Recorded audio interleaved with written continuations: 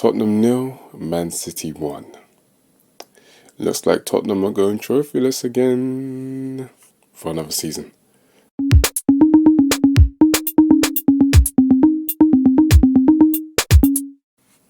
What's good, guys? And welcome to another episode of Mini Football Logic. It's Zeno here.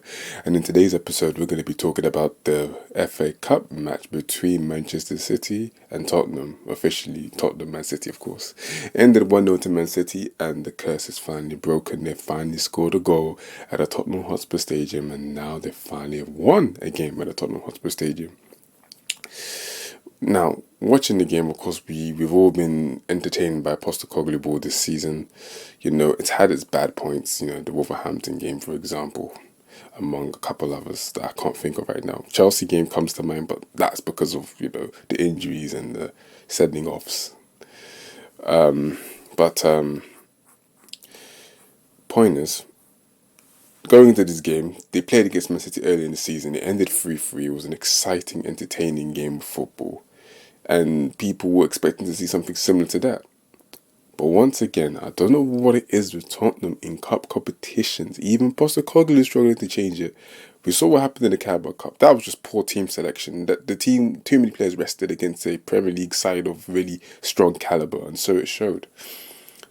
This time around, even in the third round game against Burnley in the previous round, they didn't just look good. They didn't look good. They didn't look good at all, but they managed to find a way because of, a moment of brilliance from Pedro Porro. That's essentially why they got through. And now in this Man City game, they were completely suffocated. When you're the best team in the world, like Man City are, just come off winning the treble the season before, you're going to have the ability to do this to teams that love to attack and love to control the ball. Tottenham had no control of this game whatsoever. It was never in their hands, and it never was going to be in their hands. Naturally, when Tottenham play against City, especially since this era they've gone into where they've become Man City's biggest bogey side, they've just been, staying in the game, doing the defensive stuff, and then stealing a goal there or two. Now, it's hard to do that when you don't have your best finisher on the pitch in Hogman Son, and you don't have your key creator in Madison, who's just come back from injury and is clearly not fit. The harsh reality with Tottenham in this game is that they weren't able to make the penetrative passes to be able to break through the Man City defence. Kulusevski was poor. It's like he's come back from injury, but I think he came back from illness. So, point is, he didn't look fresh. He didn't look 100%. Højbjerg was a mixture. He had moments where it's like, okay, he's done the right thing here, where he's pushing the ball forward and trying to be aggressive with the ball and trying to make incisive decisions in terms of getting the ball forward. But then there's times where he could even stay on his feet, he's poorly timing tackles, and he's losing the ball very sloppily and the passes ain't accurate. But this can be said for a whole bunch of players, Bentancur. Udogie didn't look great. Obviously, he's always going to be there defensively and in the physical sense, but sometimes in terms of his concentration, he lacks it. But this is youth. This is the disadvantage of youth, the lack of experience at a high level, at a consistent standard. He will soon, emerge into a pattern, and then he will show his quality, continue to show it at an even better standard. He can get much better than he really is now.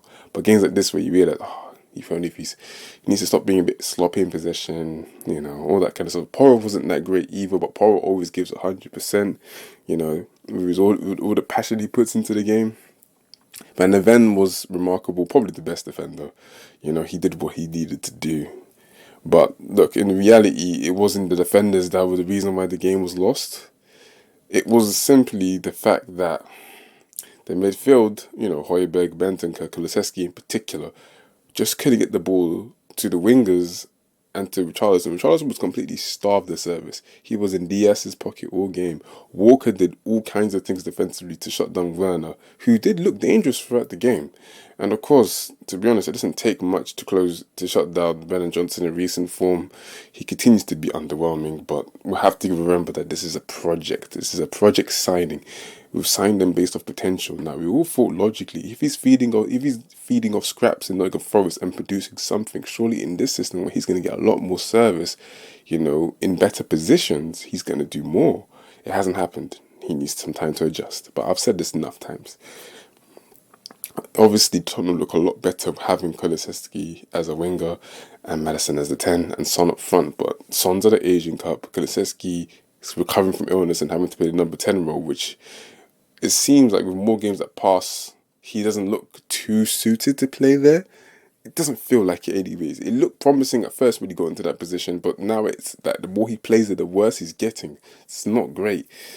And then obviously, yeah, this is the situation that's at hand. But Man City are Man City, so look, they control possession. You know, with that midfield of Rodri, we got Foden there, Bernardo Silva. Look, these are world class footballers. All right, they're the highest standard of technicality, and they were able to put on De Bruyne and Doku. It's not fair. It's end of the day, it's as simple as this. Tottenham aren't on Man City's level. They try to play a similar game, Tottenham, to what Man City do, but guess what? Man City are multiple years into a project, and therefore, as a result, it's literally one of those situations right then and there where it's like you can almost see what a team looks like at its beginning and what a team looks like at their peak or at the main stage or at their prime.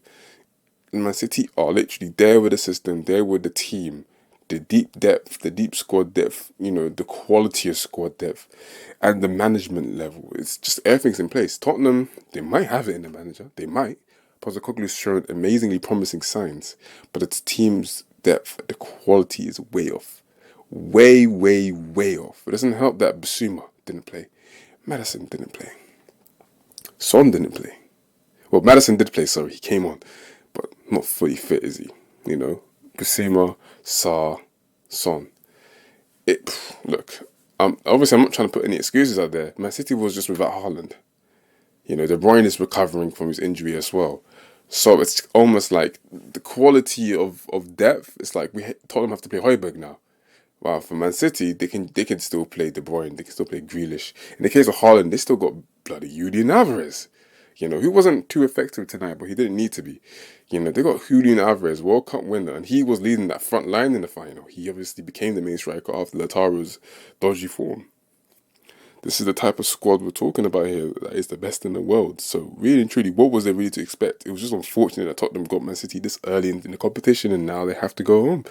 This is it. Now all they got left is the Premier League. Done. Simple. Man City, they'll continue to push. I'll still laugh about how people talk about the treble with City, but no one's talking about the fact that Liverpool are in more tournaments. In terms of like, I'm not talking about the additional tournaments Man City played because they won Champions League. I'm talking about the tournaments that began this season. Even though you can say Super Cup and Club World Cup started this season, but you get my drift. So it's interesting, but nonetheless, Man City continue to go forward. Best team in the world, what can you do? It's as simple as that. And, you know, all the Tottenham fans that are overreacting potentially to the result, it's like, this is a project. Okay, I know it's frustrating. It's been many years without a trophy. 16 to be exact. And Tottenham will definitely not win the Premier League, so let's just rule that out. 17 years probably. It's a long time. And they're getting frustrated, but Postecoglou was never going to change that this season. It's in the next couple of years where we might have to judge him on that. With Man City, they'll keep rolling on. Obviously, they're buoyed by the news that Klopp is stepping down, which I still can't believe is happening, you know. Klopp, Liverpool, they're interconnected, aren't they? But that can be saved potentially for another episode. Potentially. I want to talk about it, but we'll see, man. But I don't want to drift from what I'm talking about right now. So Man City proved to be too good for Tottenham. They showed them how to play Angeball. Yeah, I said it. It's not Angeball, but you know what I mean? That high press, control possession style of football. They just know how to do it better. They have the better players. You know, you can say better coaching because it is Pep Guardiola. Who's better than Pep right now in current world football? So it's just like, and they had the players where they can replace and rotate. Now, funnily enough, despite all the domination, De Bruyne missed a whole sitter because Højbjerg helped him out to set up that chance. And then they scored a very controversial goal where Man City have scored a goal like that in the past against Liverpool, where I think Alisson was impeded and they scored. I think Diaz scored. Very similar to this one. Vicario got impeded, Ake scored. But one counted. The one against Tottenham, while one didn't count. The Liverpool one. I'm just saying it. Very interesting. Very interesting. But we all know the game with VAR and referees. They're never consistent with the decisions. So it's no surprise there. So we'll see who Man City get in the draw. But really and truly, Tottenham were unlucky. They could have got Newport County, but they got Manchester City. It is what it is. Nonetheless, I think I'm going to end it here. Thank you all for listening, and I'll catch you in the next episode of Mini Football Logic. Mini Logic.